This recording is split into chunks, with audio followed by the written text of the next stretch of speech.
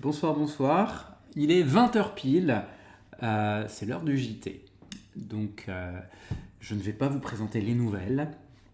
Non, quoique, certaines, si, celles de la semaine, bien sûr. Mais voilà, donc le live peut commencer. Il est donc 20h. J'espère, excusez-moi, j'espère que nous serons nombreux ce soir. La semaine dernière, on était un certain nombre. J'étais très agréablement surpris de voir combien nous étions. J'ai été très agréablement surpris aussi de voir le nombre de vues des deux lives du dimanche et du lundi. Donc celui du dimanche qui avait drainé moins de personnes que celui du lundi a fait l'objet de plus de vues. Donc je suis très content. Oui, bonsoir Mirella. Donc on a aussi deux autres visiteurs. Donc bonsoir à nos deux autres visiteurs du soir. Donc je disais, la semaine dernière, les deux lives ont eu un petit succès, relatif hein, bien sûr par rapport à la notoriété de ma chaîne. Le live de dimanche dernier n'avait pas reçu beaucoup de monde, hein. J'avais 5-6 personnes si je me souviens bien, mais pas loin de 60 vues, donc c'est chouette. 60 vues, c'est presque le triple de mon nombre d'abonnés, donc je suis très content. Bonsoir aux nouveaux visiteurs. Et puis le live de lundi dernier a eu, je crois, 25 ou 26 vues, ce qui me paraît tout à fait honorable.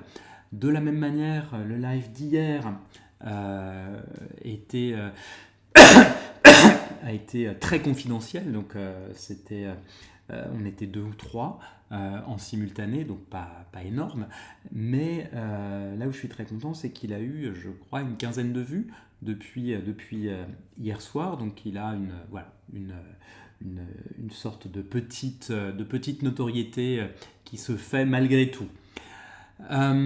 Donc sur la semaine, j'ai un certain nombre de choses à partager avec vous, des nouvelles. Certaines sont assez fraîches, datant d'aujourd'hui, d'autres un petit peu moins, mais quand même.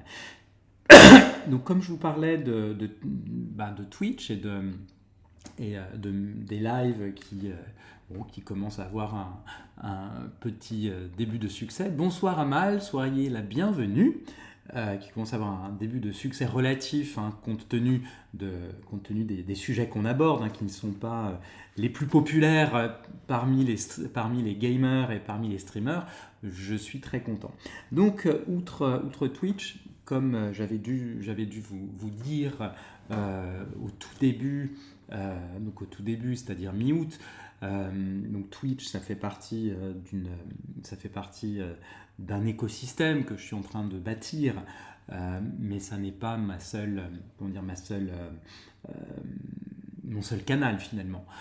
J'ai aussi beaucoup investi sur TikTok, un petit peu moins sur Instagram. Et alors, je vais vous dire pourquoi un peu moins sur Instagram. Donc, j'ai suivi une formation pendant quelques temps, c'était à l'automne, sur justement Instagram et TikTok. Alors, intéressante parce que la formation m'a conforté dans une intuition que j'avais que la plateforme Instagram finalement n'était pas vraiment faite pour moi, compte tenu des thèmes que j'aborde et de la population à laquelle je m'adresse. C'est-à-dire que mon public n'est pas un public qui a vocation à être fidélisé. On ne va pas se mentir, mon public est un public volatile, volage, qui est de passage. Donc un public qui sera là le temps du mémoire, le temps de la thèse, et puis qui après passera à autre chose. Or, Instagram fonctionne sur le principe de la fidélisation. TikTok fonctionne sur un principe tout autre, qui est plutôt celui du buzz, quelque part. Et donc, ce que je trouve très intéressant, c'est de suivre en parallèle l'évolution de mes deux comptes sur Instagram et TikTok, sachant que je publie les mêmes choses sur l'un et sur l'autre. Les commentaires sont différents, les titres sont différents, les hashtags sont différents, mais ce sont les mêmes vidéos, toujours en lien avec le mémoire de fin d'études ou le rapport de stage. Là, en ce moment, et pour encore presque 3 semaines, je parle tous les jours en moins d'1 minute d'un aspect de la revue de littérature. Et donc sur Instagram, je dois avoir une centaine d'abonnés, je ne sais plus combien exactement, 104, 105. Sur TikTok, là c'est autre chose, j'en ai plus de 4 fois plus, donc je dois être à un petit peu moins de 450. Alors, c'est pas énorme dans l'absolu, on est bien d'accord, mais là où je suis très content, c'est que tout ça c'est de la croissance organique. Donc ce sont des abonnés qui ont rejoint mon compte et qui sont fidèles aujourd'hui, et de personnes que je ne connais pas. Donc j'ai pas sollicité la famille, les amis pour me suivre sur TikTok, et je suis très content de voir que ça commence à prendre. Et de la même manière, sur Twitch, j'ose espérer que progressivement, la chaîne attirera, que mes streams attireront des personnes qui ne me connaissent pas déjà. Parce que c'est très agréable de vous voir chaque semaine. C'est toujours un plaisir d'interagir avec vous. Ce que je me dis, ce serait dommage si ça ne restait qu'entre nous. D'autant que l'une de mes intentions avec tout cet écosystème, c'est en fait de me faire connaître des étudiants, de sorte que ceux-ci deviennent prescripteurs des outils que je vous ai présentés à plusieurs reprises, et qu'ils recommandent à leurs établissements de s'y abonner. En fait, c'est ça l'un des gros objectifs. Et donc, pour pouvoir atteindre cet objectif, évidemment, je me mets à leur disposition en étant utile autant que possible à travers ces streams que je fais, à travers les tuyaux. Bonsoir J Cocotte, bonsoir Clément.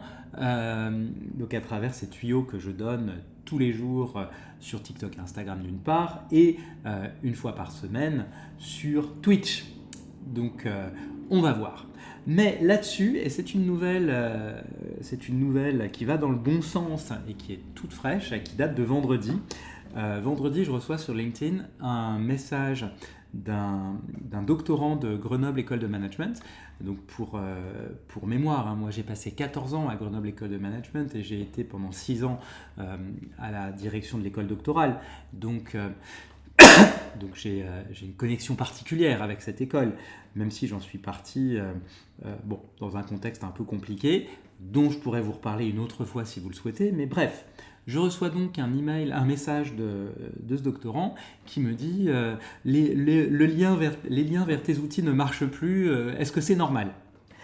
Et il me dit, on a plusieurs doctorants qui les ont testés, trouvent que c'est vachement utile, et comme on est un certain nombre à soutenir bientôt, on aimerait bien pouvoir les utiliser. Alors pour moi, c'était comme une musique douce à mes oreilles, forcément. C'est-à-dire que là, je me suis retrouvé précisément dans la situation dans laquelle je souhaitais me trouver, c'est-à-dire des étudiants qui se retrouvent demandeurs des outils en question. Et donc, ce que j'ai fait, je lui ai répondu en disant a priori, les outils n'ont pas vocation à être diffusés publiquement comme ça, ils ont vocation à être commercialisés. Donc, ce que je vais faire, c'est une exception pour les étudiants de GEM, donc de Grenoble École de Management. Donc, cette exception, c'est que je vais vous créer je vous donne des codes d'accès provisoires.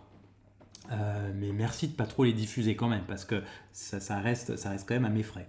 Et je leur ai dit également, évidemment, bonsoir Bloguscule, donc évidemment, si vous pouvez en toucher 2 mots à la direction de l'école sur le fait que ces outils vous sont très utiles et que vous aimeriez bien pouvoir en disposer presque à votre guise, moi je dirais pas non. Et donc il m'a promis qu'il le ferait. Alors, est-ce qu'il le fera vraiment ? Est-ce que ça débouchera sur quelque chose ? Je n'en sais rien. Toujours est-il que là où je suis très content, donc, c'est sur le fait que ça y est, ça commence comme je l'espérais en fait. Alors, pas en fanfare, mais je ne m'attendais pas à ce que ça commence en fanfare. Je ne m'attendais pas à ce que ça commence par j'aime. Mais je suis très content de voir que cette intuition que j'avais semble avoir été bonne. Alors évidemment, si vous avez dit que mes intuitions ont été infirmées, j'aurais été aussi soulagé de savoir tôt que les intuitions que j'avais eues n'étaient pas bonnes. Mais là, je suis très content de sentir qu'elle était plutôt bonne. Et donc, qu'ai-je fait ou qu'est-ce que je n'ai pas fait? Comme aurait dit Pierre Desproges. Donc, qu'ai-je fait depuis la semaine dernière? Donc la semaine dernière, je vais vous montrer ça dans un instant. Donc depuis la semaine dernière, j'ai travaillé sur la sécurisation de mon serveur. Alors, en gros, pour faire simple, je vous avais montré la semaine dernière la version non encore officielle, pas encore mise en ligne du site internet de l'entreprise que nous sommes en train de créer avec Lazaro qui était là lors du tout premier live bilingue, qui a pu participer à plusieurs autres lives en anglais, donc à l'époque le samedi soir puis le dimanche, avec l'entreprise que je suis en train de créer avec Rachel, qui n'est pas là aujourd'hui, qui est en famille en Nouvelle-Zélande, et pour qui, là, il est 8h du matin, mais elle est tenue par les horaires des bibliothèques municipales pour avoir accès à Internet. 8h du matin, c'est encore trop tôt. Et avec quelqu'un qui est parmi nous ce soir, Mirella, donc tous les quatre, donc on monte cette entreprise ensemble, on va dans cette aventure ensemble. Et donc je n'ai pas encore publié le site parce que je veux leur accord. Imaginez simplement qu'ils ne se reconnaissent pas dans des choses qui sont sur la version encore off du site, ou imaginez qu'ils n'aiment pas la photo que j'ai choisie, me disant mais là cette photo me vieillit énormément, j'ai des rides, c'est moche, ou sur cette photo j'ai l'air gros, enfin peu importe. Juste au moins sur des choses comme ça, si je peux éviter de commencer sur un malentendu, je préfère. Donc toutes mes excuses. Donc j'ai beaucoup travaillé sur la sécurité de mon serveur. Alors la sécurité de mon serveur, ça veut dire quoi? Ça veut dire que jusqu'à présent, donc j'avais un serveur qui, sans être une passoire pour autant, n'était pas complètement verrouillé. Donc certains êtres malfaisants, certains pirates auraient pu, s'ils l'avaient souhaité, s'y introduire d'une manière ou d'une autre, et puis éventuellement, je ne vais pas dire faire du mal, mais en tout cas faire ce qu'ils voulaient. Notamment, ils auraient très bien pu activer mes outils, vider finalement, vider le compte, non pas bancaire, mais le compte de crédit d'usage de l'IA, ce qui ne s'est pas produit bien entendu, parce que j'avais un compte encore, un serveur relativement peu connu, relativement confidentiel dans son activité, donc il n'y avait pas de gros danger. J'ai procrastiné, je dois dire, j'ai énormément procrastiné le moment où j'allais sécuriser le serveur. Donc sécuriser le serveur, ça veut dire quoi? Ça veut dire que en gros, il y a plusieurs niveaux de vérification des identités, des accès, il y a des redirections vers des pages externes en cas de suspicion, quant à l'identité ou à l'IP de l'internaute. Les pages sont sécurisées, pas toutes, mais certaines, et je vais vous montrer ça, par des codes d'accès.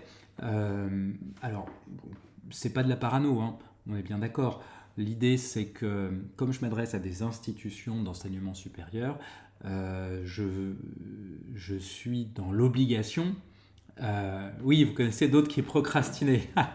Je veux bien vous croire.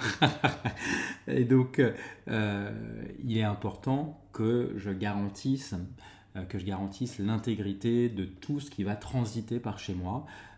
Notamment imaginez les relevés de notes, des choses comme ça qui passent par chez moi.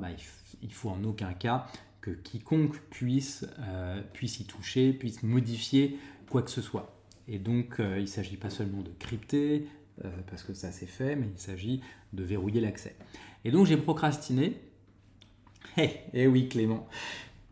J'ai procrastiné parce que je savais ce qui allait se produire à ce moment-là. Donc, je savais que en assurant la sécurité de mon serveur, eh bien, j'allais passer par une étape qui allait être la suivante, c'est-à-dire que mon serveur serait tellement sécurisé que je n'y aurais plus accès moi-même. Et j'avais pas envie de ça. Voilà.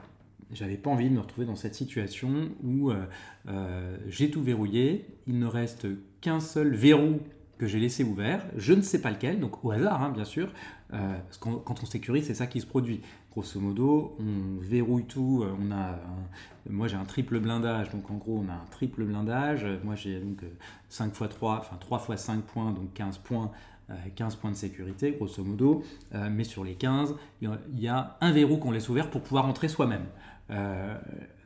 Une fois que c'est fait, et pour ensuite gérer ses propres accès. Et évidemment, trouver lequel des 15 verrous est ouvert, c'est pas forcément que ce soit compliqué en soi, c'est long.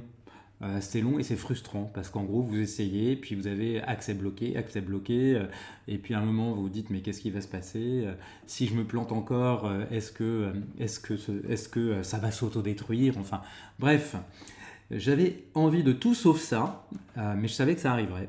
Et donc comme je vous avais dit la semaine dernière, j'ai une école qui m'a demandé un devis pour 700 étudiants. Donc là, je ne pouvais plus faire l'impasse sur la sécurisation du serveur. Et donc, je l'ai faite. Et ce qui devait arriver arriva. J'ai passé 2 jours, sans pouvoir y accéder et 2 jours à chercher le verrou qui était encore laissé ouvert. Donc c'est bon, je l'ai trouvé. À présent, tout est parfaitement blindé. Et je vais vous montrer donc où j'en suis aujourd'hui. Donc une des choses que j'ai faites cette semaine et dont je suis très fier, hein, je dois dire. Hein. Je suis très content de ce que j'ai pu faire. Donc je vous montre ça de suite. Donc là, vous voyez ici donc la page, une page qui peut vous paraître familière. Vous pouvez penser que c'est ce que je vous ai montré la semaine dernière en vous montrant le site qui n'est pas encore en ligne. En fait, ici, il s'agit d'une page de démo des outils. Alors, dans la version seulement anglaise pour le moment, la page de démo des outils avec cette fois-ci accès direct. Donc, alors ici à Socrate, donc il ne s'agit pas de Socrate parce que celui-ci, je l'ai laissé ouvert pour l'instant, mais d'accès aux outils protégé par un mot de passe, par un nom d'utilisateur et un mot de passe. Alors, mince.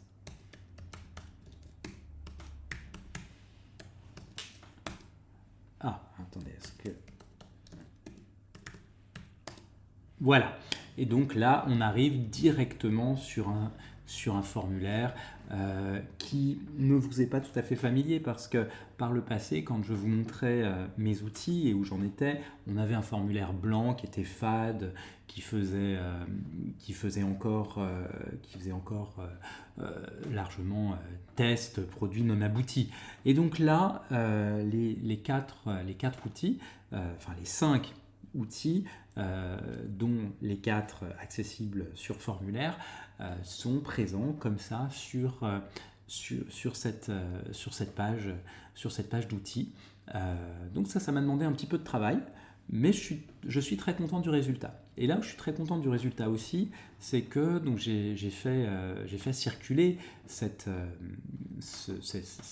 page, notamment auprès de mes congénères entrepreneurs de l'IA pour avoir leur retour.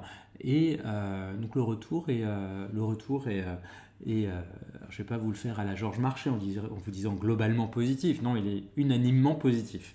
Ce qui m'a fait très plaisir, c'est qu'à chaque fois, ce qui m'a été dit, c'est exactement l'effet que je voulais produire. C'est-à-dire que je voulais absolument quelque chose qui soit sobre, qui soit élégant, qui soit facile d'utilisation, relativement intuitif. Donc là, je pense qu'on comprend à peu près où on est. Donc quand on a un philosophe qui apparaît de manière un petit peu grossie, c'est que c'est celui qu'on peut sélectionner. On voit qu'il est cliquable et ensuite donc on se laisse guider par ce qu'il y a sur la page. Et un peu de texte, mais pas trop non plus, rien de criard, donc ça correspond tout à fait à mes attentes, à ce que je voulais, à l'effet que je voulais produire, et c'est ce qui m'a été rapporté. Donc j'en suis très très très content. Et ça, donc c'est une chose que sur laquelle j'ai travaillé cette semaine, qui m'a demandé de l'abnégation, de la ténacité, parce que figurez-vous,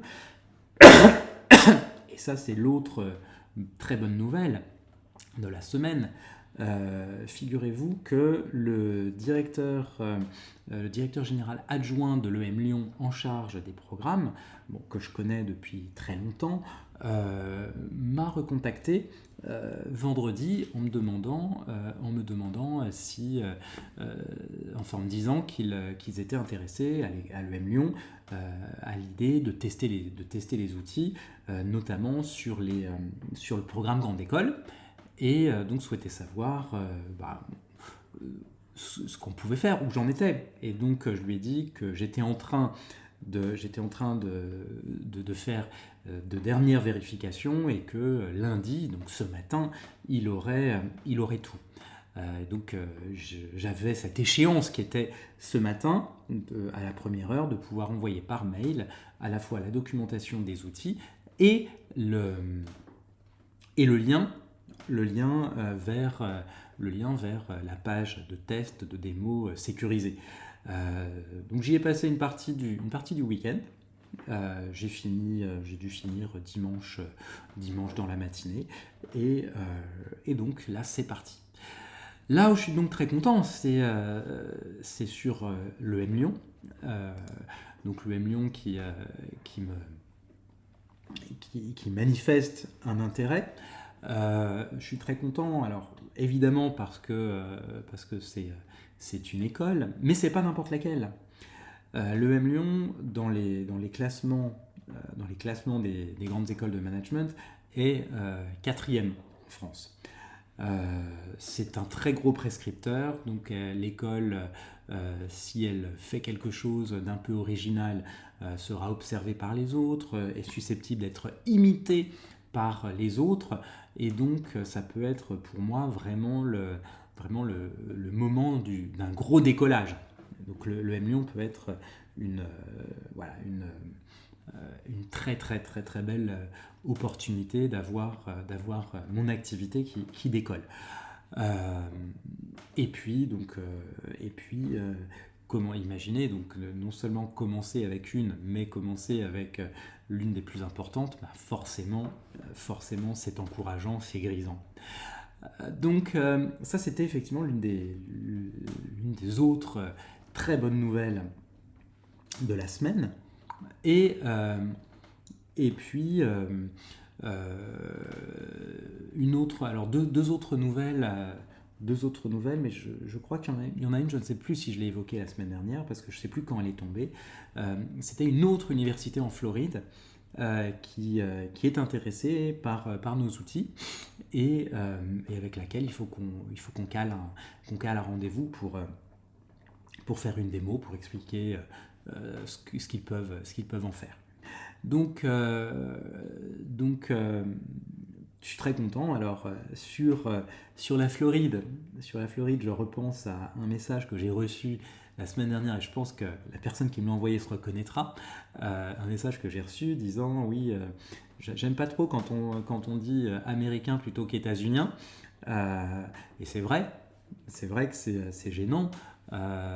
Maintenant, je dirais, depuis ce qui s'est passé à Caracas, depuis ce qui est en train de se produire au Groenland, je crains que ce ne soit plus un abus de langage progressivement d'assimiler États-Unis et Amérique. Donc j'espère avoir tort, mais si ça se trouve, l'abus de langage n'était que prémonitoire. à suivre. Donc cette université en Floride qui est intéressée, tout ça pour moi c'est aussi très grisant, très encourageant, à la fois parce que c'est une université qui est aux États-Unis et du coup qui pourrait être une énorme caisse de résonance pour une entreprise française en France. C'est paradoxal, mais souvent, oui, maintenant on dit le COP des États-Unis et plus du Mexique. Enfin, c'est pas on, c'est Donald Trump qui le dit. Hein. Euh, donc, donc, je disais oui. Ce qui est paradoxal, c'est que souvent une entreprise en France ne conquiert sa légitimité sur son propre sol que si elle a réussi, alors réussi, hein, toute proportion gardée, aux États-Unis. En gros. Donc là, une entreprise française serait légitime en France. Nous, on pourrait gagner nos lettres de noblesse en France si on arrivait effectivement à commencer sur le marché américain. Donc c'est aussi l'un des enjeux. Hein. C'est pas seulement de faire la nique à Donald Trump, même si je trouve ça très, très amusant, très, très grisant, mais c'est effectivement aussi et surtout pour gagner encore en légitimité sur notre territoire. Et la dernière chose, deux choses encore de cette semaine, et puis après je passe vraiment à la revue de littérature. Donc deux autres choses de cette semaine sont lorsque je suis rentré mardi, je suis rentré de Bruxelles, et quand je suis arrivé à la maison à Rouen, dans ma boîte aux lettres, dans ma boîte mail, hein, j'avais un message du consultant dont je vous avais parlé il y a quelques temps, la semaine dernière, du consultant avec qui j'avais échangé entre Noël et le Nouvel An, qui avait un client qui souhaitait mettre en place un agent IA qui permet d'évaluer les chances de réussir ou d'être sélectionné pour un appel d'offres. Donc je lui avais fait une proposition financière et j'étais très content en rentrant mardi de voir dans ma boîte mail un message de sa part me disant oui, le client est plus que partant, là ils sont en train de changer leur ERP, leur logiciel, on va attendre février que ce soit en place pour pouvoir intégrer votre solution à la leur. Bon, parfait, donc moi je suis très content de ça, c'est très chouette. Donc je ne sais pas encore quelle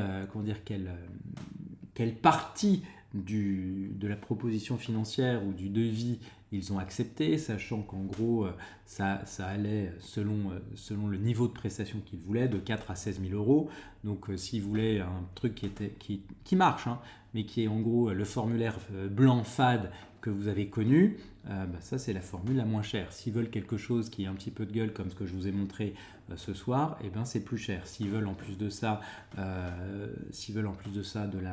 une formation pour être complètement autonome et un peu de maintenance et de la mise à jour, c'est aussi plus cher. Donc à voir ce qu'ils voudront prendre, ce à quoi ils voudront souscrire. Toujours est-il que pour moi, c'est une petite victoire. Donc je suis très content. Et enfin j'avais participé à une formation qui était à destination des cadres dirigeants sur l'IA, donc une formation à l'IA à destination des cadres dirigeants. Donc j'avais été invité par la conceptrice de la formation à y participer, pas tellement pour me former parce que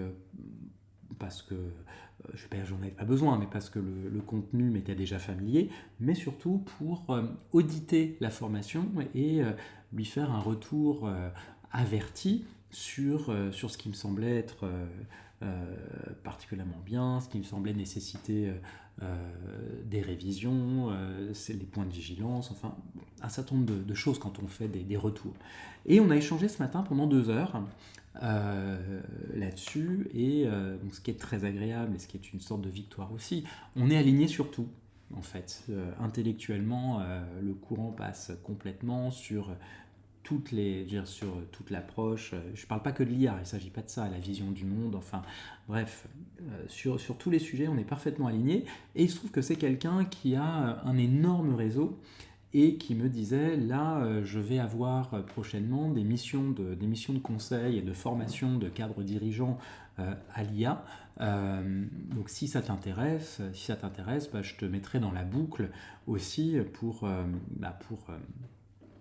pouvoir assurer. Et donc, avec grand plaisir, bien sûr.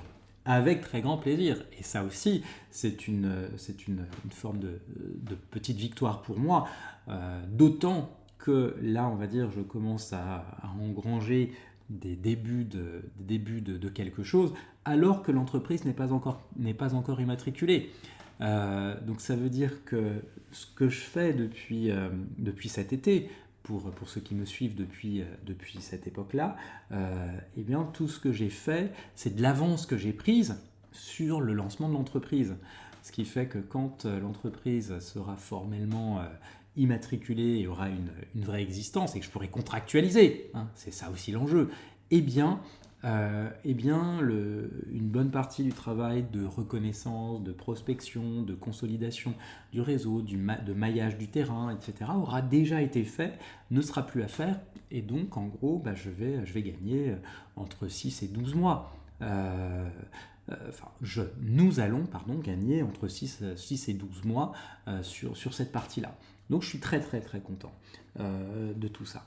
Je pense que vous devez le sentir probablement à la voix.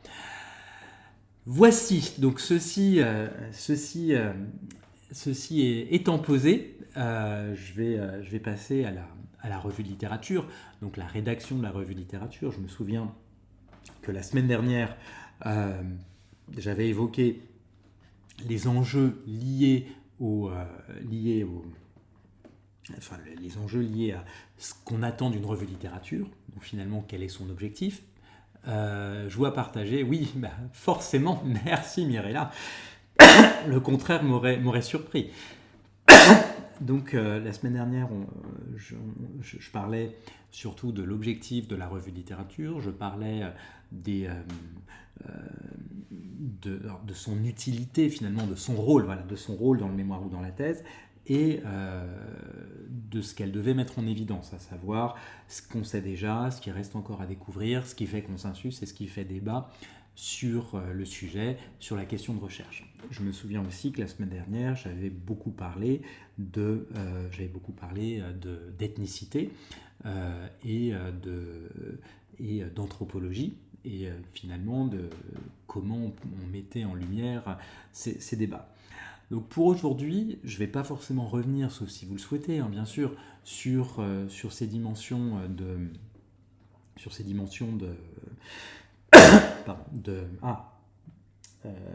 ce qu'on sait déjà, ce qui reste encore à découvrir, ce qui est fait consensus et ce qui fait débat. Mais je vais essayer de vous montrer finalement comment on peut appréhender ça dans la manière de présenter la revue de littérature. Comment est-ce qu'on peut appréhender ça plus concrètement, puisque la dernière fois c'était les principes et puis une illustration, mais qui n'était pas forcément à quoi ça pouvait ressembler véritablement. Donc là, je vais vous parler de ça, et je vais vous montrer deux exemples. Alors c'est deux articles qui parlent de la même chose. Deux articles qui sont deux revues de littérature, qui sont toutes les deux tirées de ma thèse, et deux articles qui pourraient presque paraître contradictoires. Publiés tous les deux dans la même revue. Et en gros, l'un était publié en 2013 et l'autre a dû être publié en 2015, si je me souviens bien. Et je crois que celui de 2015 disait « Johannides 2013 n'a rien compris », grosso modo. Et donc, je vais vous montrer ça sur les manières d'appréhender la revue de littérature. Parce que, d'abord, donc, quelques éléments sur la structure, et ensuite quelques éléments sur l'écriture, sur la rédaction. Donc, sur la structure de la revue de littérature, je dirais il y a deux pièges dans lesquels il vaut mieux éviter de tomber. et je veux dire pourquoi ce sont des pièges. Donc les pièges en question, ce serait de croire qu'une revue de littérature, ça peut être... Alors là, juste, excusez-moi, je fais une petite digression, mais les historiens vont sans doute s'arracher les cheveux. C'est de penser qu'une revue de littérature peut être thématique ou bien chronologique. Alors, dit comme ça, je comprends que plus d'un puisse être perplexe, mais finalement, si la revue de littérature n'est ni chronologique ni thématique, quelle gueule elle a? Et qu'est-ce qu'il y a dedans? Donc j'imagine la perplexité. Donc en fait, je commence sur le pourquoi c'est un piège en fait de partir sur du thématique ou sur du chronologique a priori. Alors c'est un piège parce que quand on part sur du thématique, on s'intéresse seulement à la surface des choses. C'est-à-dire que alors elle serait poétique, elle pourrait l'être. Elle pourrait être poétique, Clément. Donc quand on fait du thématique, le gros piège, c'est finalement de ne retenir que les thèmes abordés dans la littérature, mais sans s'intéresser à la manière dont ils ont été traités et sans s'intéresser à la manière dont ça nous permet de clarifier ce qui est connu, ce qui ne l'est pas, ce qui fait consensus et ce qui fait débat. Et donc on risque d'être descriptif de contenu de thèmes au détriment finalement d'une bonne compréhension de la structure de la connaissance et de la structure des débats. Donc les thèmes, c'est parfait dans une disserte. Or ici, le mémoire, c'est l'inverse de la disserte. Si vous vous souvenez de ce que je vous disais à plusieurs reprises sur la question de recherche, le mémoire ou la thèse, c'est l'inverse de la disserte, dans la mesure où, dans la disserte, on doit montrer qu'on est capable de couvrir tout ce qui doit l'être pour répondre à une question posée, et on doit être capable d'identifier un certain nombre d'enjeux, de tirer la pelote et de voir ce qui vient et de les relier entre eux de manière cohérente et convaincante en défendant un argument. Dans le cadre du mémoire ou de la thèse, c'est strictement l'inverse. C'est-à-dire que, si vous vous souvenez, l'enjeu est de commencer naïf, donc de n'avoir autant que possible aucune idée préconçue de ce qu'on va trouver. Et ça veut dire que à la fois on exerce un effet loupe sur ce qu'on va étudier, et donc ce qui sort de la lentille du microscope ou de la loupe, même si c'est intéressant en soi, même si c'est important dans la vraie vie, c'est-à-dire hors recherche, ça n'a pas sa place ici.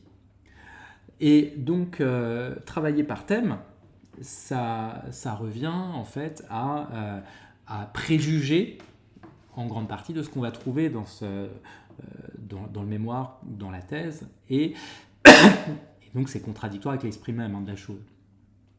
Quant à la chronologie, c'est aussi problématique parce que, donc là je vois qu'on est beaucoup, 10, donc bienvenue aux nouveaux qui nous ont rejoints ce soir. Donc je disais, chronologique, c'est gênant aussi, c'est aussi un piège parce que la chronologie ne nous permet pas forcément de bien saisir l'état de l'art en fait. C'est-à-dire que la chronologie porte en elle le risque d'être descriptive. Et en gros de nous dire, tiens, en telle année il y a eu ça, en telle année il y a eu ça, un tel a publié telle chose, suivi d'un tel qui a publié tel truc, etc. etc. Mais au final, on risque de passer à côté de l'essentiel, c'est-à-dire comprendre l'état de la connaissance et comprendre l'état des débats. Donc, si on ne fait pas de la chronologie, si on ne fait pas du thématique, est-ce qu'on fait du poétique? Clément, j'ai bien compris ta question, n'est-ce pas? En fait, au risque de vous décevoir, je vais dire on fait du prosaïque. Et donc le prosaïque, c'est que déjà, on essaye de comprendre l'état, on essaie de comprendre quels sont les grands blocs qui se dégagent. Parce que si on est sur l'état sur l'état de la connaissance, enfin sur l'état des débats. S'il y a débat, c'est qu'il y a forcément quelque part un désaccord. Et donc, s'il y a un désaccord, donc il faut partir du principe que la recherche se construit sur des désaccords, se construit sur des controverses. Donc, à partir du moment où il y a un désaccord, il y a forcément au moins deux camps qui s'affrontent, peut-être plus. Et tout l'enjeu, c'est d'identifier quels sont ces camps. Et donc, je vais les appeler des blocs, pour ne pas faire trop belliqueux, pour ne pas trop m'inspirer ou ne pas être trop influencé par les ingérences trumpiennes qui nous guettent. Donc, disais-je, l'enjeu est de montrer effectivement les blocs. Et donc, les blocs, c'est de comprendre comment ils sont constitués. Donc, comment ils sont constitués, c'est finalement sur quoi ils s'appuient, enfin qu'est-ce qu'ils montrent, sur quoi ils s'appuient pour montrer ce qu'ils montrent, et en gros, quelles sont les publications qu'on trouve dans ces blocs. Mais aussi, comment ces blocs se positionnent alors à la fois par rapport à la question de recherche posée et à la fois les uns par rapport aux autres. Et donc la revue littérature, c'est ça qu'elle doit mettre en évidence dans sa structure même. C'est-à-dire que la revue littérature, idéalement, doit plutôt montrer comment se constitue un bloc, qu'est-ce qu'il y a dedans, comment ce bloc finalement, comment ce bloc s'est constitué ou se constitue autour de la question de recherche, comment un ou d'autres blocs se constituent en contraste, pas forcément en opposition, mais par contraste par rapport à ce premier bloc et par rapport à la question de recherche. Et ensuite, deux autres sections de la revue littérature doivent être de montrer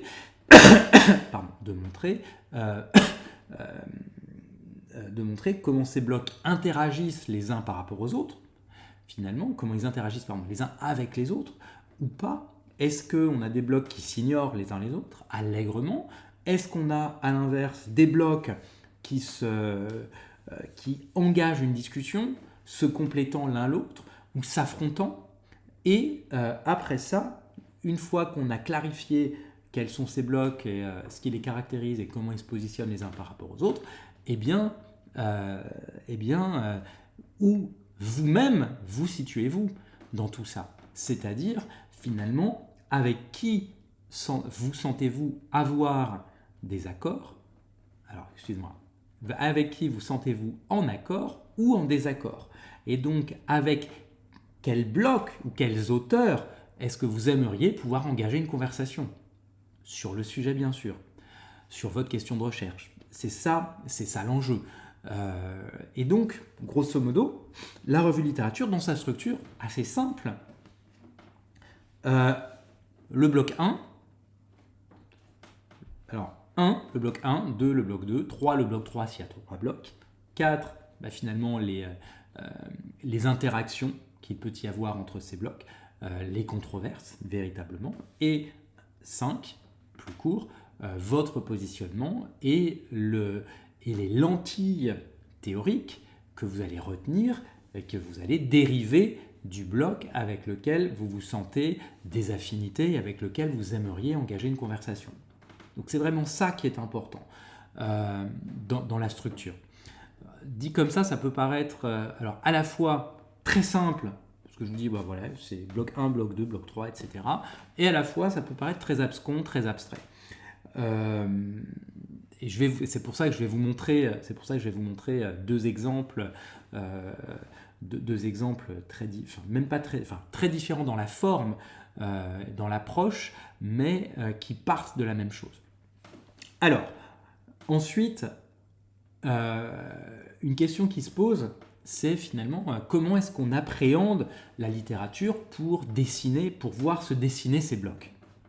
Et là, en fait, comme dans la recherche qualitative, pas que qualitative, mais surtout, finalement, se pose une question d'ordre épistémologique. Alors ceux qui me connaissent, qui savent ce que j'aime à dire sur l'épistémologie vont sourire probablement, mais en fait, ici, la question qui va se poser, c'est la suivante. Si on considère que la littérature sur laquelle on s'appuie est une forme de matériau empirique, qualitatif, comment est-ce qu'on se positionne par rapport à ce matériau qualitatif? C'est-à-dire, est-ce qu'on considère que c'est la littérature qui va parler et qui va faire émerger d'elle-même les blocs, et ce sera à nous de les faire remonter, ressortir, ou bien est-ce qu'on part du principe que la littérature n'est pas forcément en mesure de faire émerger les blocs par elle-même, auquel cas il nous faut une théorie, un cadre théorique, une grille de lecture qui nous permettra de déterminer finalement quels sont les blocs. C'est-à-dire en gros, à quoi je crois. Est-ce que je crois dans la capacité du terrain, en l'occurrence la littérature ici, à faire ressortir ses propres divergences, ses propres controverses et sa propre structure, ou bien est-ce que je crois plutôt dans son incapacité à le faire et dans le besoin d'une grille analytique qui serait appliquée, peut-être de manière plus ou moins arbitraire, mais qui serait appliquée et qui révélerait un certain nombre de choses. Et donc, l'une comme l'autre approche se trouve tout à fait adaptée. Il y a ni l'une ni l'autre n'est meilleure que l'autre. Les deux sont adaptés. Ça relève de ce en quoi vous croyez, de ce avec quoi vous vous sentez le plus à l'aise.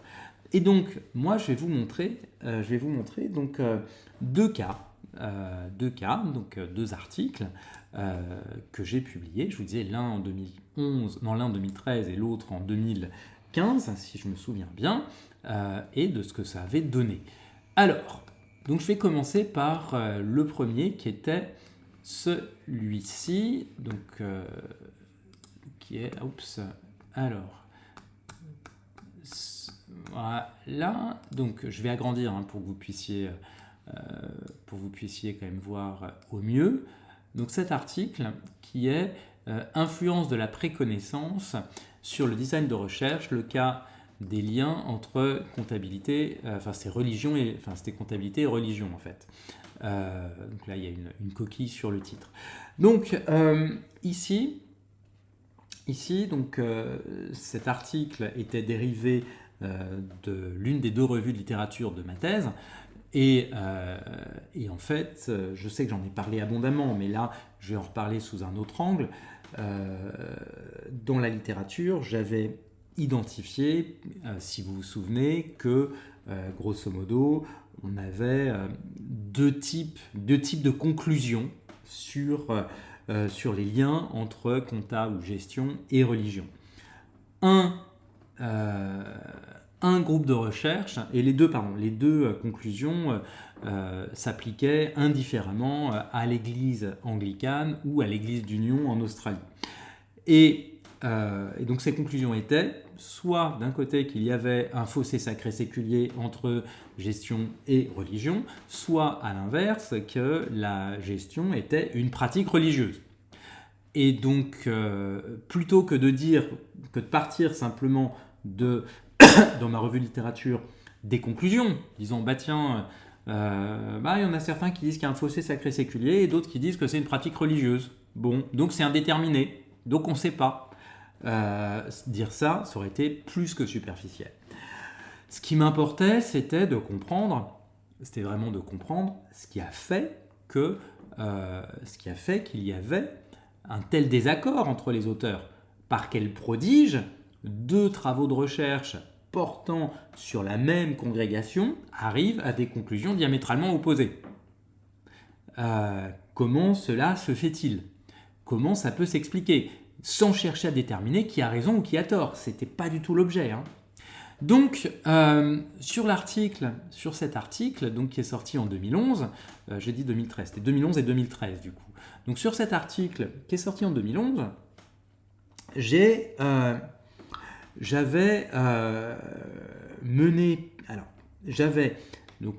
listé toutes les publications qui étaient sorties sur cette question des liens entre gestion et religion.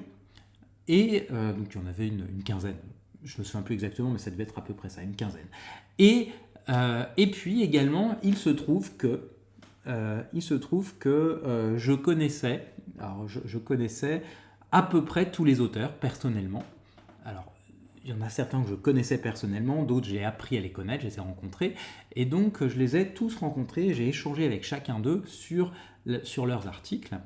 Mais quand j'ai échangé avec eux, il y a une chose qui m'importait, c'était une chose que j'avais vue dans quelques articles.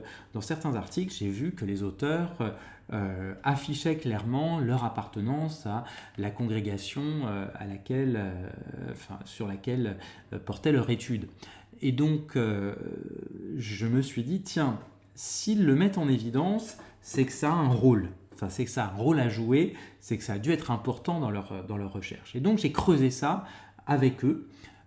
Et c'est une chose qui m'a permis finalement de comprendre que l'appartenance ou la non-appartenance à la congrégation étudiée avait très certainement une incidence sur la manière dont la recherche serait menée et aurait très certainement une incidence sur les conclusions auxquelles on aboutit. Et donc, je me suis appuyé là sur un cadre théorique, c'est-à-dire que j'avais une intuition forte, qui est que l'appartenance à la congrégation influe sur la manière dont la recherche est menée et sur les conclusions auxquelles on aboutit.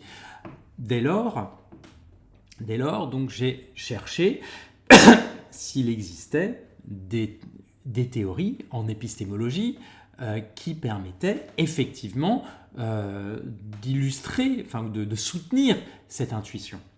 Et effectivement, il y en avait. Alors, elles est une qui vient, ce que vous voyez ici, je ne sais pas si vous le voyez assez ou s'il faut que je grossisse, je vais grossir un petit peu.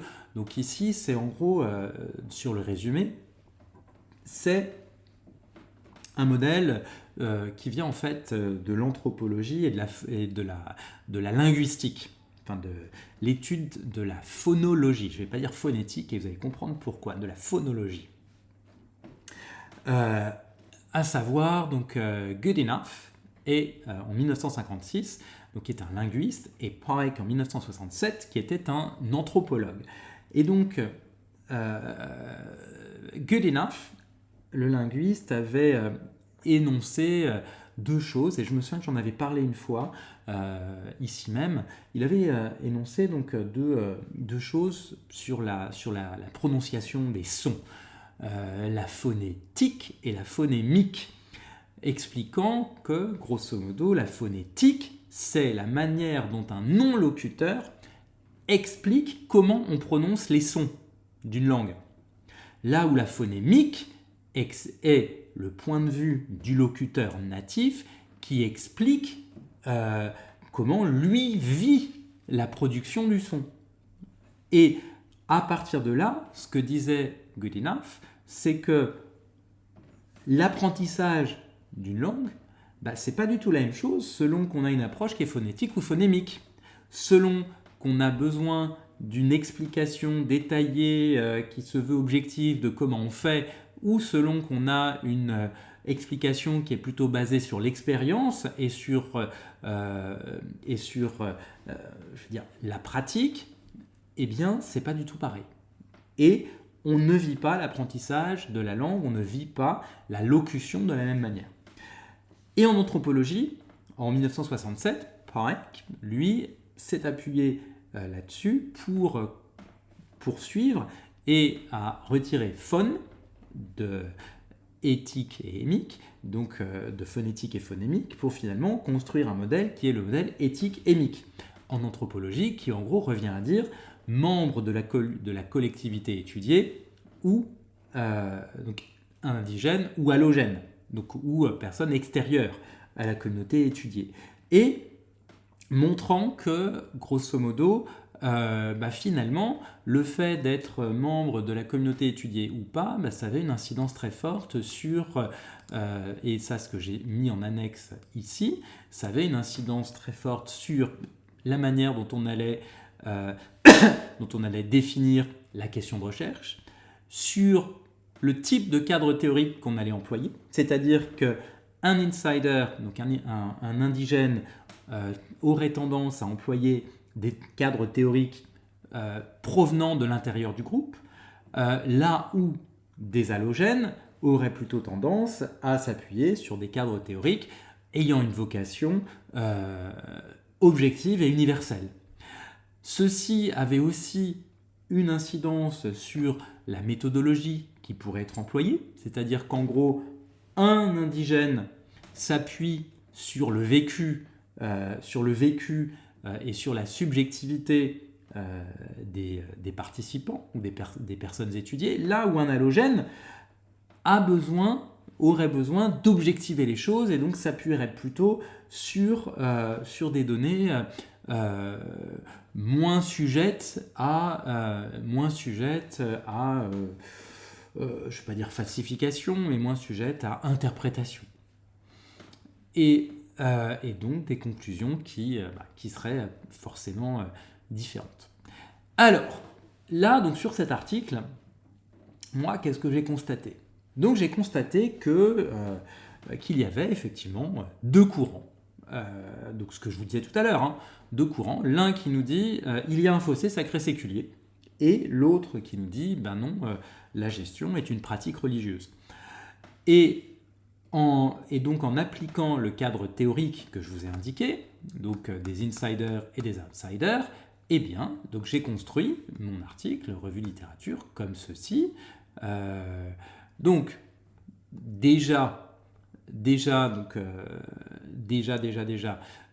je suis sur le positionnement de l'article, donc le cadre théorique que je développe ici, donc je ne reviens pas dessus, c'est surtout après que ça devient plus important, c'est lorsque, voilà, ici le 2.1, donc en gros, ici, alors excusez-moi, ça traîne un petit peu, alors voilà, donc en gros, je reprends ligne par ligne le tableau. Donc d'abord la préconnaissance, donc les objectifs scientifiques et les sites empiriques qui sont étudiés. Donc en gros la question de recherche, donc est-ce qu'ils sont membres ou pas de la congrégation religieuse, s'ils sont membres, enfin qu'ils soient membres ou pas, donc c'est la préconnaissance, quel est leur objectif scientifique, quel est le site, donc la congrégation étudiée, est-ce que c'est l'église anglicane en l'occurrence ou l'église d'Union d'Australie, et donc là je vois les deux blocs qui se décident, donc je présente l'un, donc les outsiders puis les insiders, donc les allogènes puis les indigènes, jusque là rien à dire. Ensuite je reprends préconnaissance, donc allogène ou indigène, et les choix théoriques. Et donc là, je constate qu'ils se distinguent par des cadres théoriques différents. Les tenants du fossé sacré-séculier tentent à appliquer des cadres décontextualisés parlant de les autres, tandis que les promoteurs de la comptabilité ou de la gestion comme pratique religieuse se réfèrent à des cadres ad hoc parlant de nous. Et donc là, c'est ce que dit la théorie, donc ce que dit la théorie de Goodenough et Pike, appliquée ici, qui montre qu'effectivement, le fossé sacré-séculier, oui, il parle des autres, là où, par leur cadre théorique. En l'occurrence, ils empruntent pour beaucoup à Durkheim sur la division du travail social et à Eliade sur le sacré et le profane. Et disent, regardez, ça s'applique, c'est ce qu'on constate, il y a le sacré d'un côté, il y a le profane de l'autre, et tout le monde est d'accord sur le fait qu'il y a l'un et l'autre. Et à l'inverse, donc ceux qui sont plutôt les tenants de la pratique religieuse, c'est nous. Donc on parle de nous, on parle de soi, et donc on va aller chercher dans les cadres théoriques qui sont les cadres de la théologie de la congrégation étudiée et on voit que finalement il y a une théologie économique, il y a une théologie comptable quelque part, et donc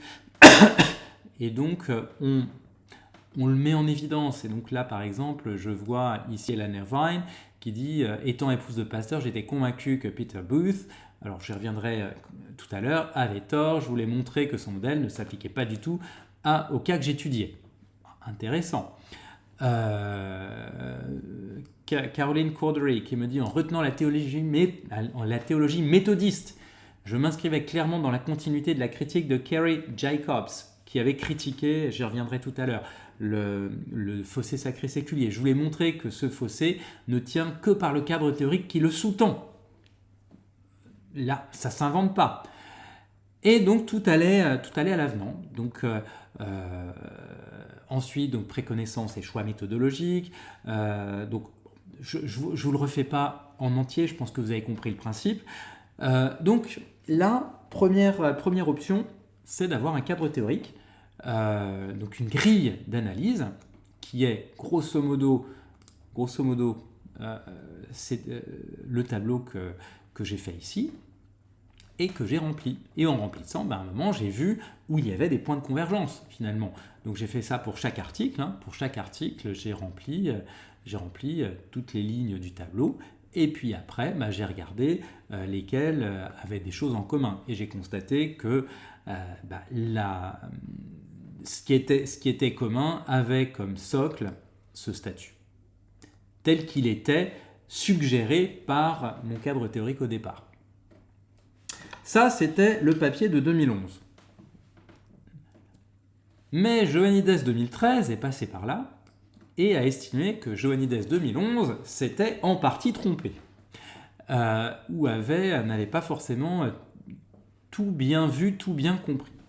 Et là, Johannides 2013, donc qu'est-ce qu'il fait ? Eh bien, il fait l'inverse. C'est-à-dire que il nous dit, bon, partir d'un cadre théorique pas fossé sacré séculier, mais indigène halogène, c'est peut-être un peu abusif. C'est un peu abusif, ça peut paraître caricatural. Alors c'est vrai que ça l'était, mais les auteurs l'étaient eux-mêmes. Là, c'est Johannides 2011 qui vous répond. Donc c'est caricatural. Donc on va faire autrement. Mais plutôt que d'essayer d'employer un autre cadre théorique qui en fait tomberait dans les mêmes travers, de caricaturer quelque part, on va faire parler le terrain et on va voir ce que fait ressortir ce terrain, à savoir les articles en question. Et donc, qu'est-ce que j'ai fait en 2013 ? Eh bien, en 2013, j'ai suivi les acteurs. Alors, j'ai fait deux choses. C'est-à-dire que j'ai suivi, en fait, les controverses dans les articles. Donc, explicitement, j'ai regardé ce que les articles mettaient en évidence comme éléments de controverse et j'ai conduit des entretiens avec les auteurs pour comprendre dans quel état d'esprit ils étaient à l'époque où ils ont publié l'article, où je leur demandais aussi finalement quel était leur objectif à l'époque quand l'article a été rédigé et comment ils le sentent le jour où on se rencontre. Et donc, en gros, ce qui ressort, donc je les ai tous rencontrés. Alors certains nombres sont devenus des amis. Et je vais vous raconter ça. Donc tout est parti. C'est ça qui est très important. Donc il était important là de comprendre comment était née la controverse. En fait, d'où vient cette controverse sur le fossé sacré séculier ou la pratique religieuse. C'est pas de savoir qu'il y en a une, parce que bon, une fois qu'on a dit ça, on n'a rien dit. C'est de comprendre d'où elle vient, par qui elle a été animée. Comment elle a été animée et ce qu'il en est aujourd'hui, ce qu'il en reste. Et donc, tout commence avec un article de Richard Laughlin, publié en 1988, dérivé de sa thèse qu'il avait rédigée en 1984 sur la finance dans l'Église anglicane. Et Richard Laughlin constate qu'il y a qu'il y a effectivement des... Alors, il s'intéresse à ça, mais dans un contexte où il était inconcevable d'étudier la finance dans un contexte qui serait autre que celui de l'entreprise cotée en bourse. Donc lui s'intéresse à l'Église anglicane parce qu'il estime qu'il est nécessaire d'aller étudier la compta, la gestion, la finance dans son contexte social, donc dans l'organisation, et lui s'est intéressé à une organisation qui n'avait pas de but lucratif connu pour sortir de, on va dire, l'idéologie de la microéconomie néoclassique, donc ce qu'on appelle aujourd'hui l'ultralibéralisme ou le néolibéralisme, qui était au cœur de la recherche en sciences de gestion à l'époque. Et donc lui, c'est ça qui lui importait, c'était de montrer qu'on pouvait sortir de l'entreprise cotée en bourse, qu'on pouvait sortir de cette microéconomie néoclassique. Et en menant son étude, il a quand même dû montrer, il a quand même dû s'intéresser à certains conflits, parce qu'à l'époque, la recherche insistait sur les conflits. Donc si vous n'étudiez pas de conflits entre les acteurs, si vous ne voyiez pas de conflit d'intérêts entre les uns et les autres, il y avait un truc qui n'allait pas. Donc lui, il était quand même dans la démarche d'ouvrir cette recherche à l'époque, mais contraint en partie par la nécessité de mettre en lumière certains conflits.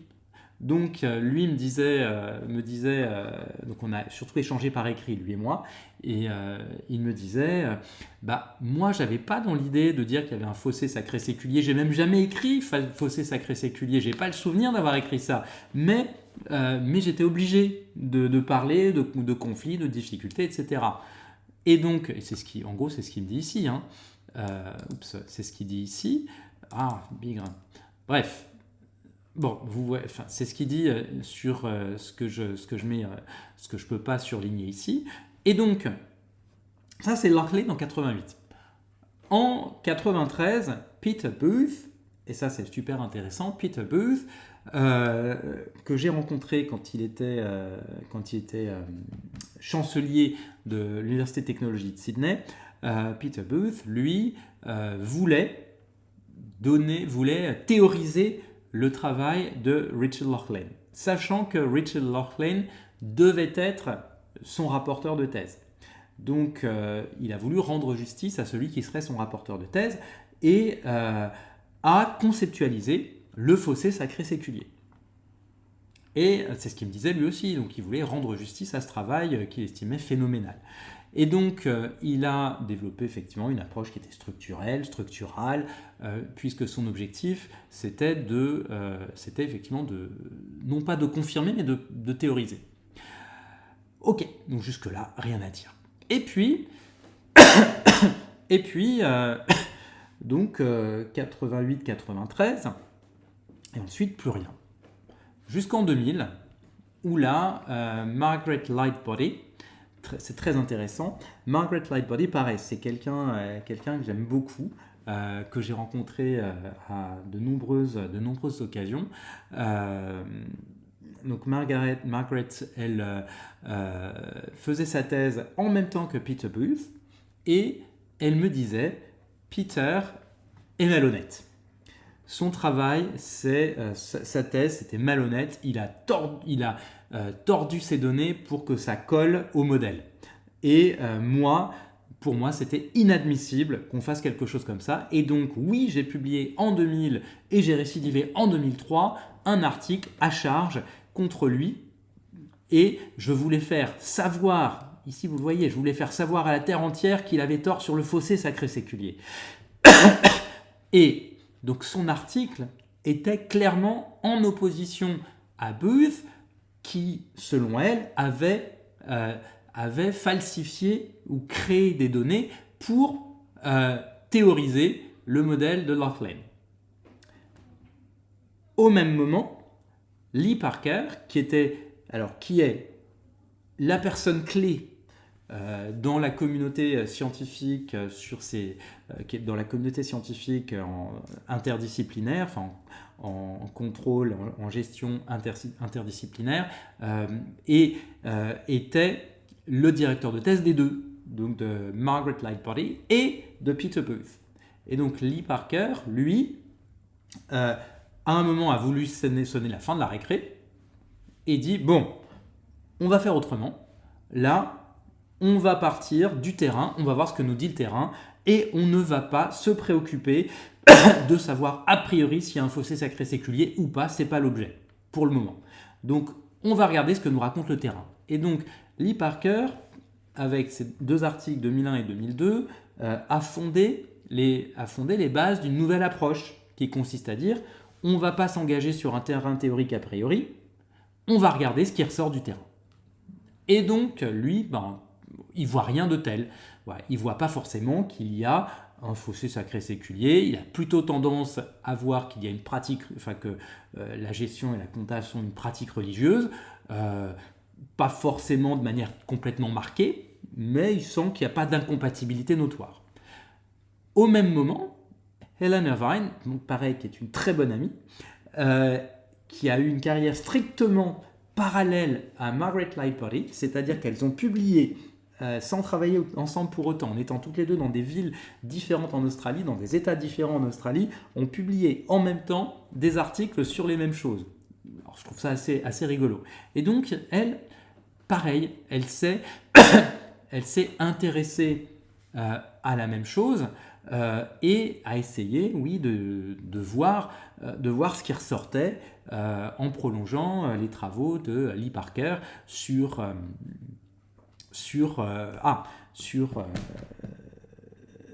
de manière désengagée d'un cadre théorique a priori. Et puis on constate que à partir du moment où Lee Parker a sonné la fin de la récré, eh bien, à ce moment-là, un autre monde s'ouvre. Et donc cet autre monde, là, c'est un monde dans lequel des chercheurs introduisent la théologie de la congrégation étudiée pour comprendre finalement comment la gestion est prescrite et vécue par la congrégation, ou en tout cas dans ses discours, éventuellement dans ses prêches. Et lui, donc là, on se retrouve avec donc Lee Parker qui était l'éditeur, qui est toujours l'éditeur en chef de la principale revue dans la discipline. Donc Lee Parker dit ok, maintenant je laisse ceux qui le souhaitent organiser des numéros spéciaux des éditions spéciales dans lesquelles on verra des débats théologiques sur la question et puis on verra où ça nous mène. Et là, donc, on a Ken McPhail, pareil, que je connais très bien, John McKinnon, qui est un de mes co-auteurs, par ailleurs, donc qui sont tous les deux, ils étaient à l'époque tous les deux à Glasgow, qui ont coordonné deux numéros spéciaux dans lesquels, effectivement, ils ont fait appel à des théologiens, ou à des collègues qui s'appuyaient sur la théologie. Et effectivement, les perspectives théologiques indiquer un dialogue entre, c'est ligne 37 ici, entre immédiateté et éternité, dans la mesure où elles étaient supposées élever notre niveau de connaissance du contrôle de manière générale.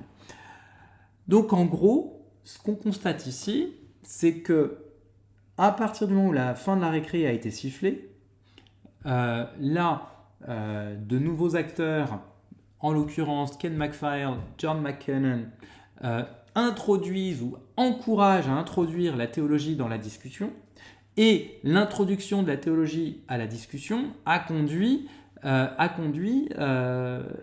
finalement montrer que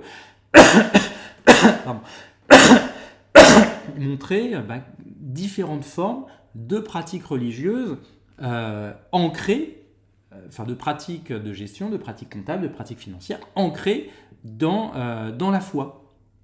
Donc finalement, à un moment, la question du fossé sacré séculier ne s'est plus posée. Jusqu'au jour où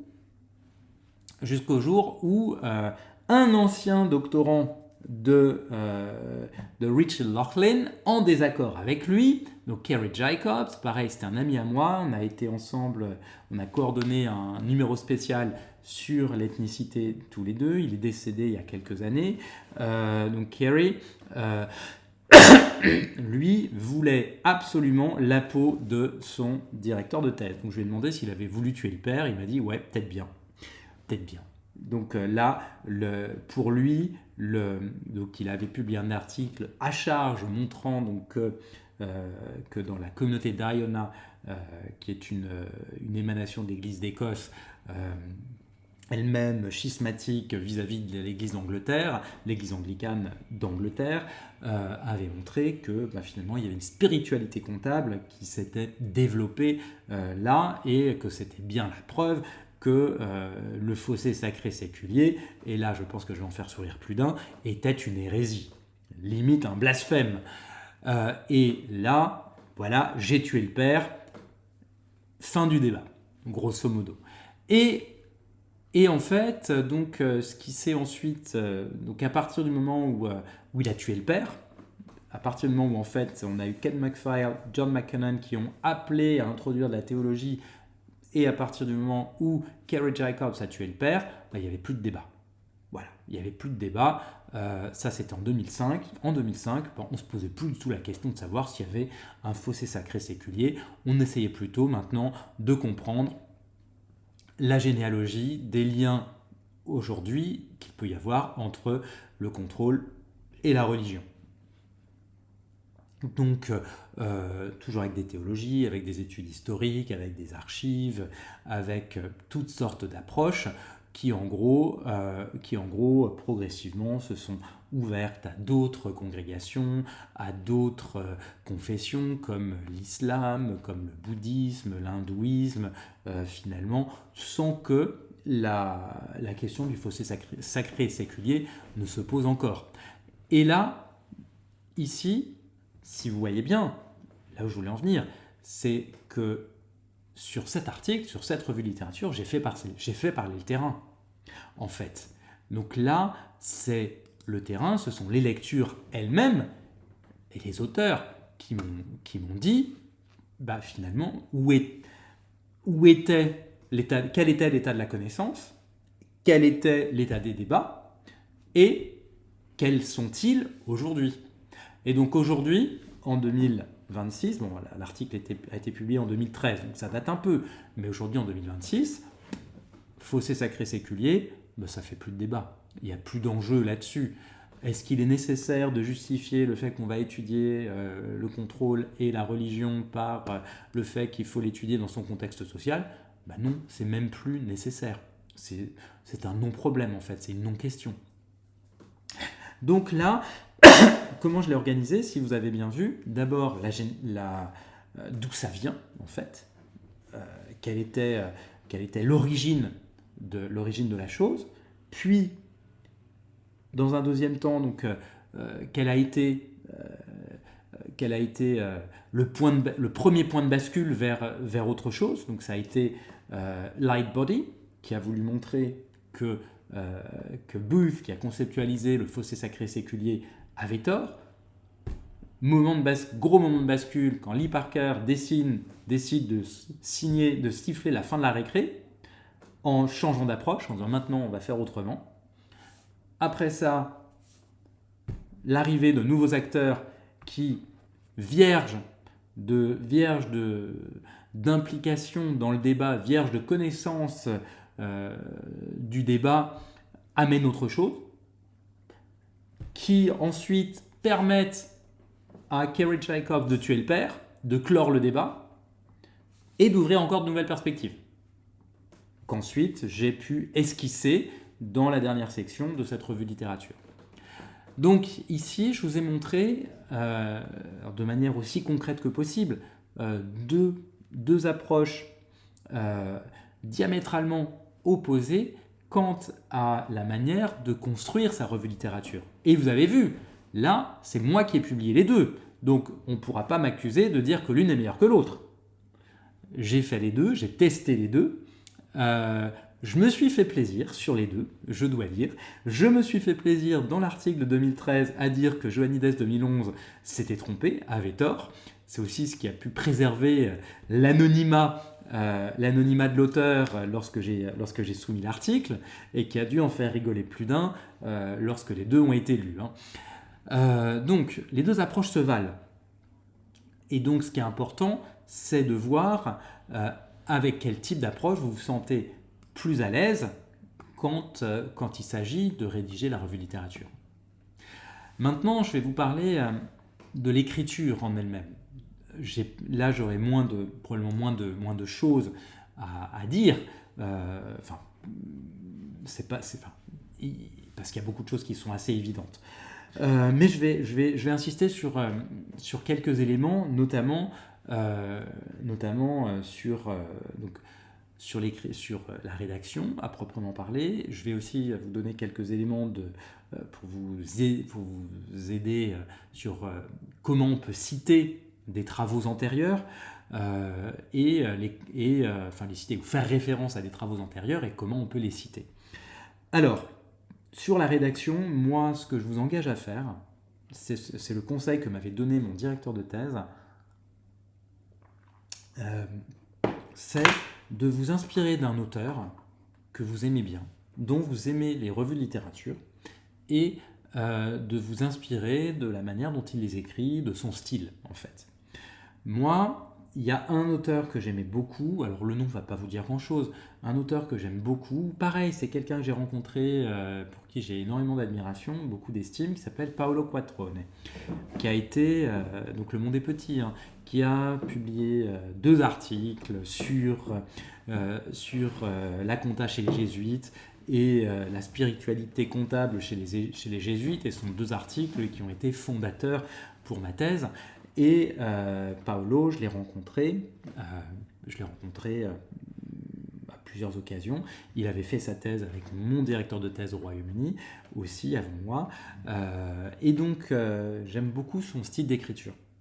C'est un style très littéraire, qui fait un petit peu... un style très littéraire, très anglais, enfin je veux dire pas américain, un vrai style anglais littéraire que j'aime énormément. Et donc inspirez-vous d'abord d'un auteur que vous aimez pour reprendre certaines expressions, certaines formulations, certaines manières de structurer le propos, la manière d'amener les idées dans la littérature, etc. Ensuite, dans la manière de présenter les auteurs. Une chose à éviter à tout prix, c'est de commencer par les noms. C'est-à-dire de dire un tel dit que, selon un tel ajoute que. Parce que, en fait, il y a 2 gros problèmes quand on commence par l'auteur. Et ça, je sais que je l'ai déjà évoqué quand je vous parlais de Zotero ou d'EndNote, ces logiciels de gestionnaire de bibliographie. Donc, le premier souci, lorsqu'on évoque l'auteur en premier, c'est que on confère à cet auteur une autorité sur le propos.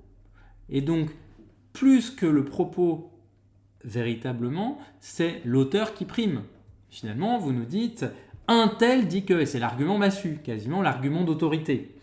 Et c'est gênant lorsque un tel est un illustre inconnu. Donc en gros, en gros, vous nous dites selon Bourdieu, je vais y revenir tout à l'heure, selon Bourdieu, les pratiques peuvent être définies comme ceci, comme cela, aucun problème. Bourdieu, c'est un grand nom, et donc là, quand on invoque Bourdieu sur les pratiques, en gros on dit argument d'autorité justifié, parce qu'on n'a plus à prouver ou à justifier finalement de l'autorité de Bourdieu en la matière. Et donc, en gros, on dit, voilà, là, on sort l'artillerie lourde, et ouvrez bien vos oreilles, blablabla. Bla, bla, bla. Jusque-là, pas de problème. Selon Max Weber, blablabla. Pareil. Selon Durkheim, enfin, on a les grands noms. Moi, je me souviens à cet égard d'une chose où j'avais écrit un moment dans la revue de littérature de ma thèse un truc qui était oui, et selon David Cooper dit telle chose. Et mon directeur de thèse français me met une annotation c'est Dieu, point d'interrogation. En fait, c'est vrai que c'était une pointure, David Cooper, mais quelle autorité particulière, surtout après que j'avais parlé de Weber et après que j'avais parlé de Durkheim. Donc c'est quoi? C'est Dieu? C'est un des prophètes? Ah ouais, pas con, pas con. Et donc les grands noms, oui, évidemment, ce sont eux qui priment. Autrement, pour les plus petits noms, les inconnus, ou je dirais les relativement anonymes, eh bien c'est l'idée qui doit primer. C'est-à-dire que quand je dis l'idée, c'est ce qu'il véhicule pour contribuer à la connaissance, à la compréhension de la connaissance ou du débat du moment. Et là, je vous ai parlé de Bourdieu, j'étais il y a 20 ans, tout juste, j'étais à mon premier congrès, et il y a quelqu'un qui présente un article, honnêtement, que j'avais trouvé rasoir, sans aucun intérêt. Et puis, il nous dit, selon Smith 2004, blablabla. Oui, selon Smith 2004, eh bien, il existe deux types de champs, un champ dominant et un champ dominé. Et je lève la main, je dis, mais champ dominant, champ dominé, on dirait Bourdieu, c'est du Bourdieu. Il dit, pourquoi? Bon, ok, je vais m'arrêter là. Ce que je veux dire par là, c'est que Smith, en anglais, c'est aussi courant que Durand ou Dupont en langue française. Alors même si j'ai cru comprendre que le nom le plus courant en français c'était Martin, on va dire Smith c'est Martin. Donc en gros, imaginez, selon Martin 2000, on est en 2026, selon Martin 2024, eh bien les pratiques c'est ceci, cela. L'autorité qu'on peut conférer à Martin 2024, je pense, ferait sourire. Donc, ce qui est important dans la rédaction ici, c'est avant tout de s'intéresser à l'idée véhiculée, portée par la publication et accidentellement de l'attribuer à un auteur. C'est-à-dire, entre parenthèses, bon, c'est un tel, mais le plus important, c'est le message. Ensuite, dans la manière de citer, de vous référer à ces auteurs, donc il y a grosso modo trois manières de procéder. La première, c'est la plus simple, c'est la citation in extenso. C'est-à-dire que donc je vais vous montrer, même si là je vous apprends rien, mais j'y viens ici. Tac. Donc la manière la plus évidente, c'est la citation directe. Donc en gros, la citation directe, c'est deux points, ouvrez les guillemets, grosso modo. Ici, plus que jamais, la religion et le marxisme ont besoin de mettre en suspens leur suspicion réciproque et de remettre en question ensemble le capitalisme. Page temps. Donc, alors, attendez, c'était donc bon là non, là c'était un extrait d'entretien, mais ça revient au même. Donc l'idée, donc vous citez in extenso avec une voilà ici tac voilà ici, donc on a ceci prolonge la remarque, donc bas de la page 9. Ceci prolonge la remarque de McKinnon et Kosmala 2007, page 731, quand un nouveau problème dans l'évolution du réseau et le progrès de la connaissance, deux points, ouvrez les guillemets, les approches théologiques et sociologiques se sont trop focalisées sur le contrôle dans le contexte religieux, négligeant l'essence à la fois de l'un et de l'autre. Donc là, citation directe, deux points, ouvrez les guillemets, auteur, année de publication, numéro de page. Deuxième manière de citer, là, c'est presque l'inverse. C'est lorsque vous reformulez avec vos propres mots. Et donc là, avec vos propres mots, moi je vous engage quand même à indiquer le numéro de page. Comme ça, on peut retrouver l'idée dans la publication en question, même si vous l'avez reformulé avec vos propres mots. Et la troisième manière, là, est un petit peu plus compliquée, mais sur un plan littéraire, ça marche très bien. Donc là, c'est en bas de l'écran. Donc là, ça commence avec ce déplacement. Donc là, évidemment, ce déplacement du débat scientifique des pratiques de contrôle vers les théologies de celui-ci a également permis la mobilisation de théologie, montrant que le débat antérieur était erroné, soulignant un danger que le modèle, etc.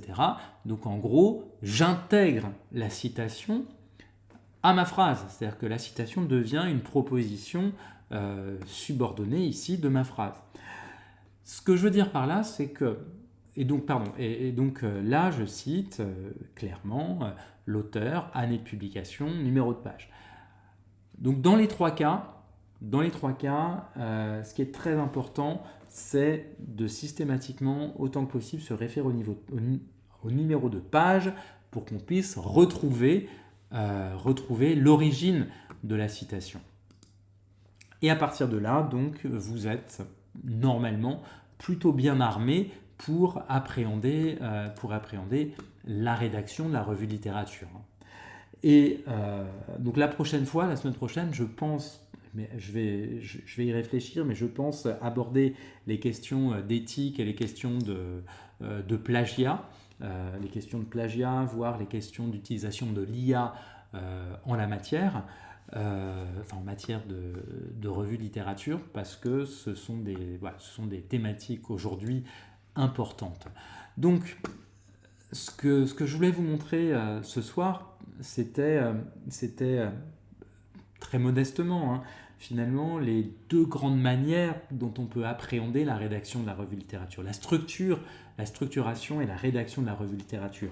Soit on a une grille de lecture de la littérature qu'on applique rigoureusement et on catégorise, on classifie les lectures en fonction de ce cadre théorique. Ça, c'était Johannides 2011. Soit on suit la littérature et on voit ce qu'elle fait ressortir comme élément de connaissance, élément de débat, de controverse. Et ça, c'était Johannides 2013. Dans un cas comme dans l'autre, j'insiste vraiment.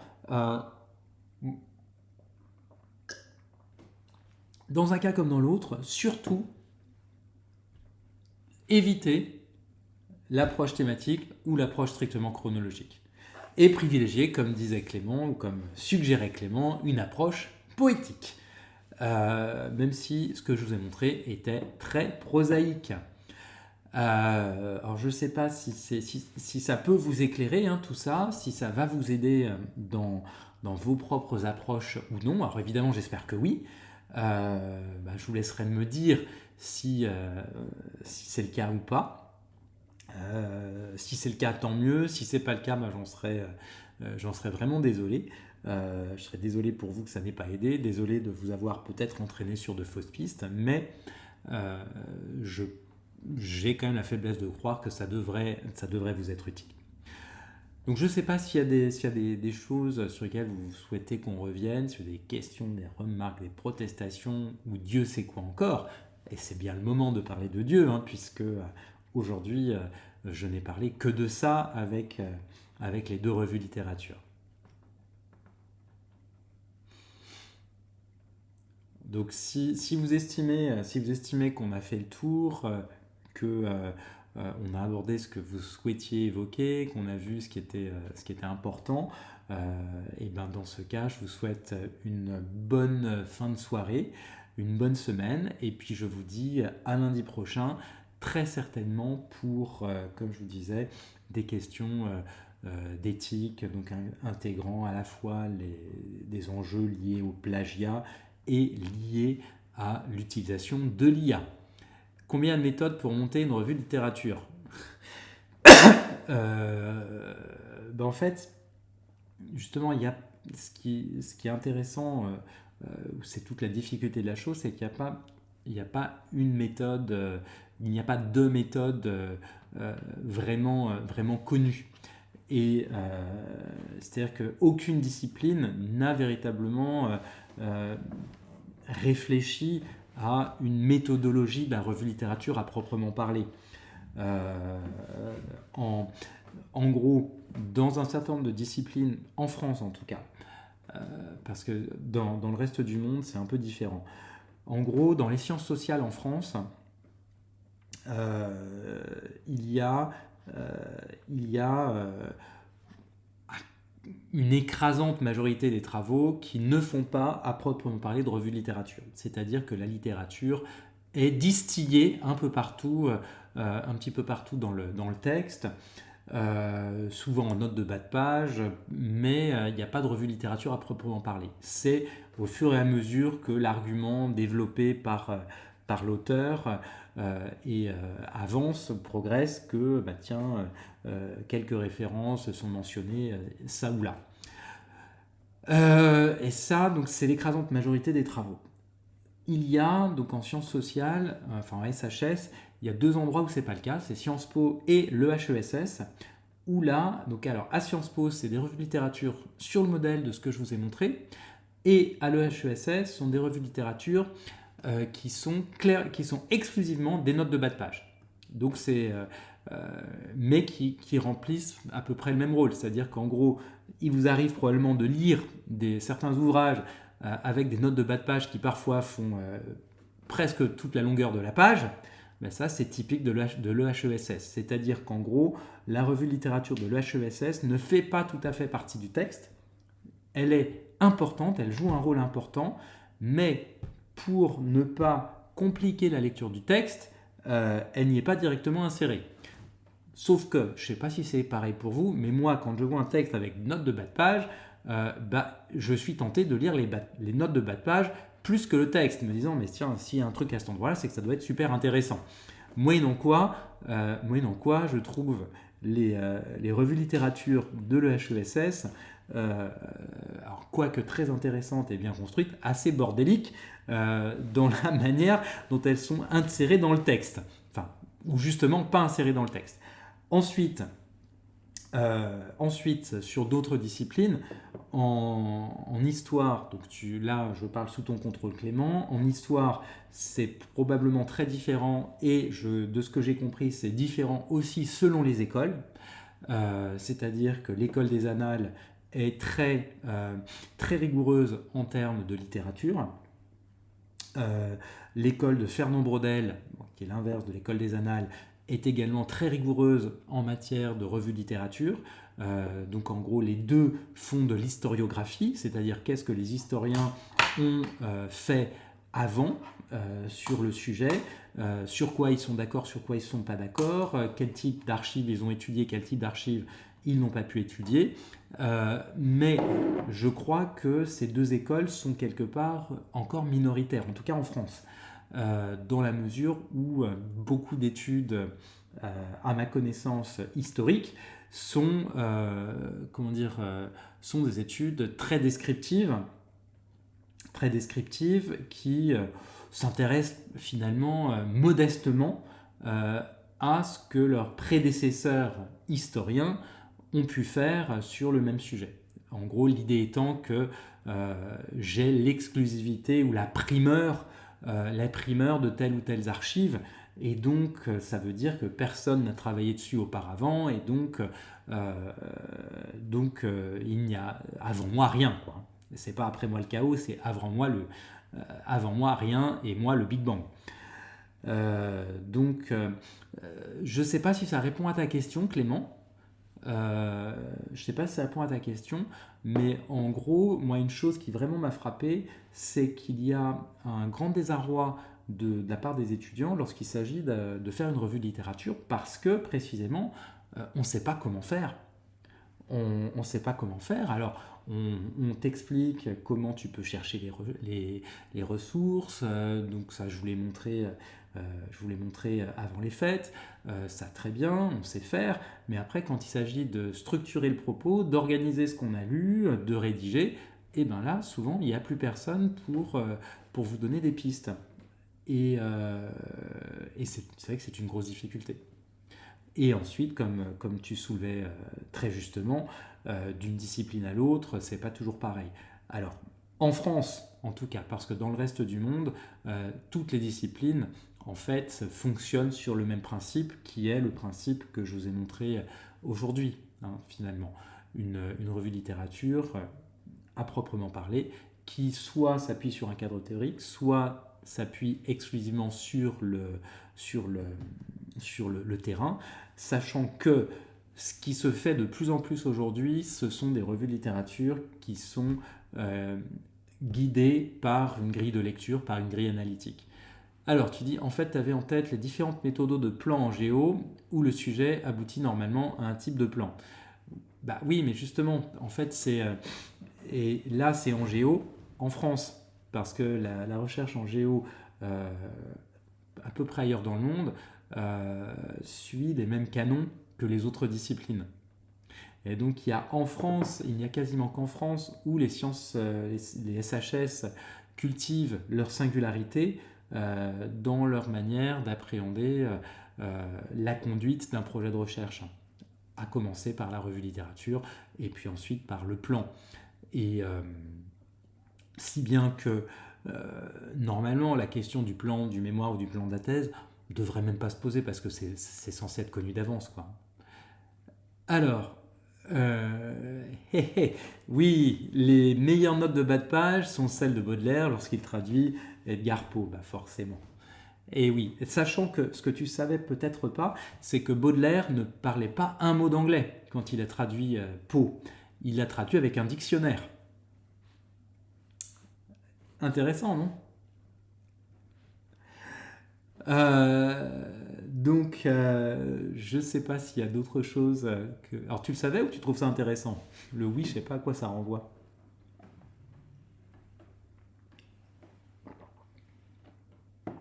Anecdote présente dans les vieilles éditions, ouais. Bah oui, voilà. Donc tu le savais. Mais il n'empêche que c'est quand même intéressant et croustillant.